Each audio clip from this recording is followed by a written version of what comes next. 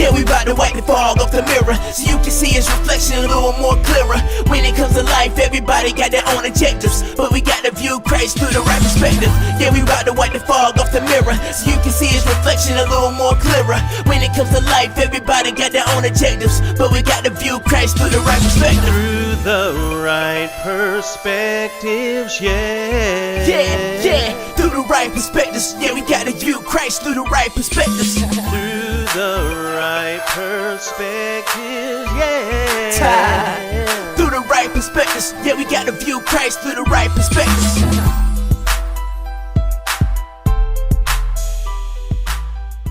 Greetings and welcome to another Perspectives. Today we're going to talk about the missional mindset. Now, most of us are pastors in a particular church, or some of us may have more than one church. And a lot of times that will take up our time with caring for the different members' issues, dealing with the finances of the church, making sure that things are in order. Most of us don't have the luxury of having a staff that can take care of PR and take care of visitation and do the different aspects that are expected of pastors. But one thing that we need to make sure that we focus on, make sure that we are putting to the forefront and making a top priority is that of mission. And again, it's very difficult to do that when you're distracted by the different things that are going on. But we have to make sure that we are intentional about putting seeking of lost souls as a priority in the church. Now, how do we do that? First thing we need to do is make sure that our budget reflects our priority. With all the things that go on into maintaining a church building, we have to keep the lights on. We have to make sure that there's heat, internet, all the different functions that come with operating a standing church. It's sometimes difficult to do that, but we have to condition our leadership team, our boards, to make sure that everything that they're doing is missional, it's evangelistic, it's seeking after the lost. Another part of that is making sure that we are not doing anything that's going to alienate a potential people group. Paul calls us to be all things to all people so that we can win some. But unfortunately, there are those who get caught up in going after a certain type of people. Some pastors and organizations like to go after people who are more intellectual than others. Some like to go after those who are more affluent, have more money, or have better positions, because they feel that when they get these people, they'll be able to contribute to the ministry more. But I would suggest that Jesus gives us the example that we are to go after the poor, the downtrodden. We're to go after those hardcore sinners, if you will. So I want to encourage us, and I'm going to deal more with it. This is going to be the first of two series. We want to go after those who can't contribute to the ministry, may not be able to pour into or sow into what we're doing as a congregation or a ministry. But we want to go after people who can be of value in other ways. There are those who right now may not have a job, may be hanging out on the streets. But if we sow into them in a manner which will boost their self-confidence, if we sow into them some education, then we can reap back a valuable person for God. We can bring somebody on and show them how to work the cameras. We can show them how to give Bible studies. We can show them how to preach or to teach or whatever we may need in our particular ministry. And they may not be able to contribute financially to the ministry, but they can contribute in intangible ways.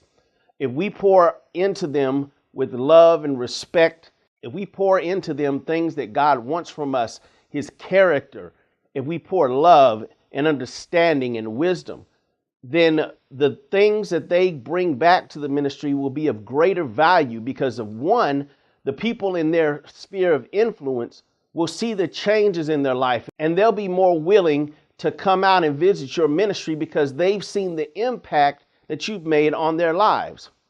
Now, I'm going to tease what I'm going to talk about next week in this missional mindset, because there is a people group that historically the church has ignored or they have rejected as either being unreachable or not worthy of being reached. It's a particular segment of the society that's close to me because I grew up in that segment, and I am a part of the culture. So we want to make sure that we're reaching every culture. We're not precluding a culture just because we don't understand it or because we feel that it's inherently evil. We have to understand that if a donkey can be used for Christ, if a building can be turned from a liquor store into a church, we have to recognize that people are of value, and no matter where they come from, they can bring something to the table.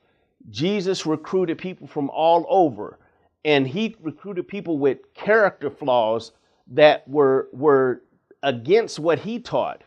I mean, we see the example of Peter when he denied Christ. He even cursed to get away from the idea that he was with Jesus. But Jesus was able to redeem him and have him be one of the great apostles for him. We can look at Paul being a murderer, and Jesus was able to redeem him and use him for a mighty work. So just because someone is doing things or they come from a background that seems to be evil, they can be redeemed for Christ and used to do a mighty work for him. So please stay tuned next week for more about this missional mindset that we need to have, and in particular, reaching a demographic that has been overlooked by the church. This has been Perspectives with Pastor Jay. I want to invite you to visit our website, iampastorjay.com, as well as trulyblessedmedia.com. And if we can be of service to you through our company, Truly Blessed Communications, we want to do that. We want to equip pastors to be able to do more effective ministry in their particular field. So please contact us if there's a way that we can be of service to you. God bless. Have a good day. Yeah, we bout to wipe the fog off the mirror so you can see his reflection a little more clearer. When it comes to life, everybody got their own objectives, but we got to view Christ through the right perspective. Yeah, we bout to wipe the fog off the mirror so you can see his reflection a little more clearer. When it comes to life, everybody got their own objectives, but we got to view